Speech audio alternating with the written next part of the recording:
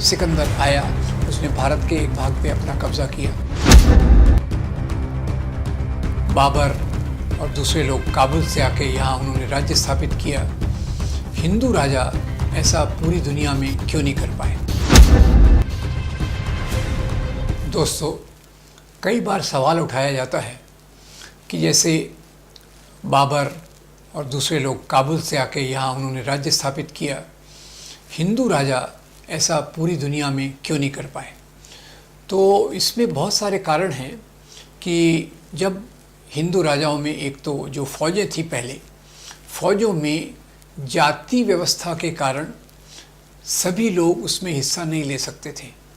और कई बार जब मुसलमान राजा की फ़ौज, हिंदू राजा की फ़ौज, इन दो में लड़ाई होती थी, तो एक मुझे घटना याद आती है कि एक समय एक मुसलमान राजा और हिंदू राजा के बीच में लड़ाई चल रही थी। तो मुसलमान राजा के सेनापति ने देखा कि हिंदू राजा की जो फ़ौज है उसमें अलग अलग जगह से धुआं आ रहा है, यानी जो खाना पकाया जा रहा है वो अलग अलग जगह से पकाया जा रहा है। क्यों? जाति व्यवस्था, आपसी मेल जोल नहीं है, तो इसलिए उनमें फूट डालना आसान है। और यहाँ वैसे तो देखा जाए तो सम्राट अशोक जो बौद्ध थे, उन्होंने अपने साम्राज्य का बहुत विकास किया।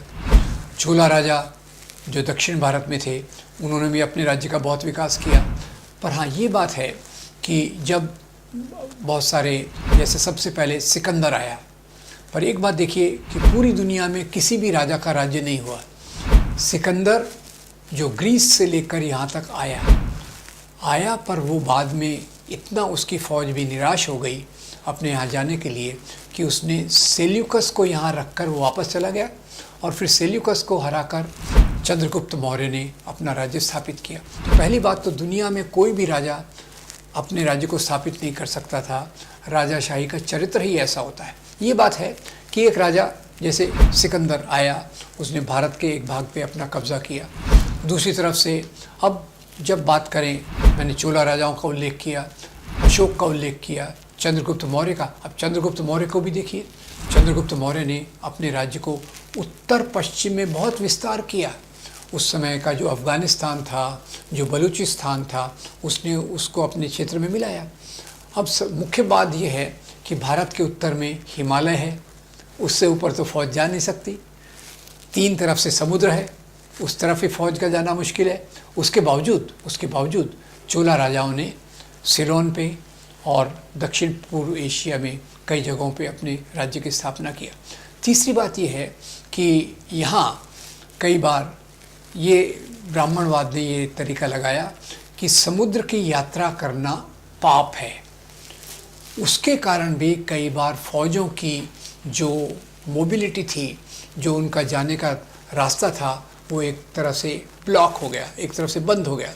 इसके बावजूद शिवाजी महाराज वो एक राजा थे जिन्होंने अपनी नेवल जल सेना की स्थापना की ताकि उस तरफ से कोई आक्रमण न हो सके।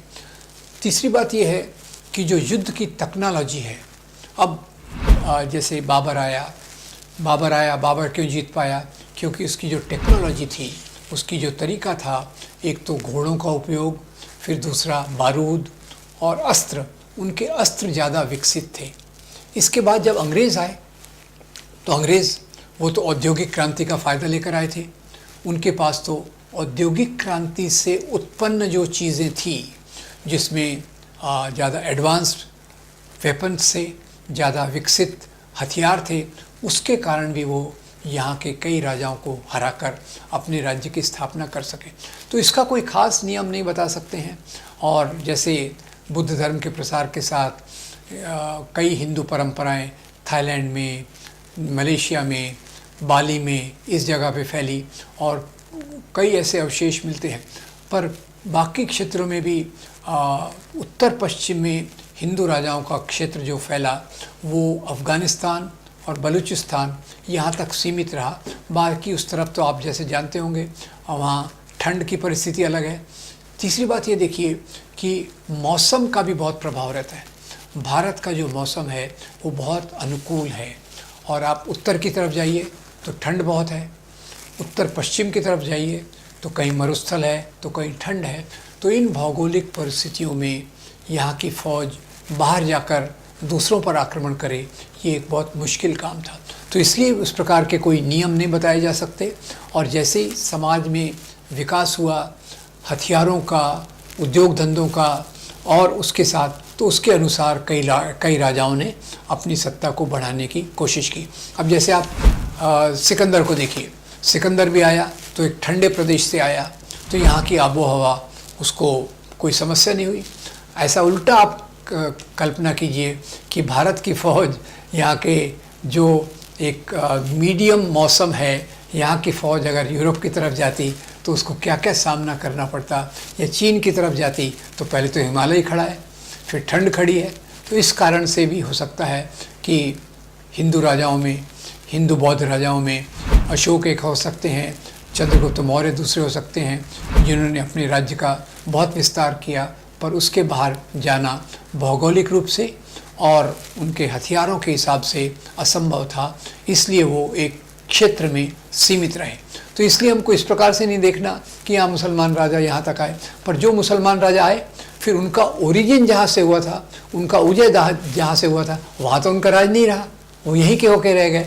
ये भी एक देखना चाहिए कि भाई वो काबुल पे भी राज्य कर रहा है और यहाँ पे भी राज्य कर रहा है, ऐसा तो कभी हुआ नहीं है। अफ़गानिस्तान पे भी राज्य कर रहा है, यहाँ पे भी राज्य कर रहा है, ऐसा हुआ नहीं है। तो खैर ये ऐतिहासिक परिस्थितियाँ हैं, भौगोलिक कारण हैं और बाकी हथियारों से जुड़े हुए कारण हैं, जिसके कारण यहाँ की सेनाएं बहुत दूर तक उत्तर पश्चिम के क्षेत्र में नहीं जा सकी। धन्यवाद।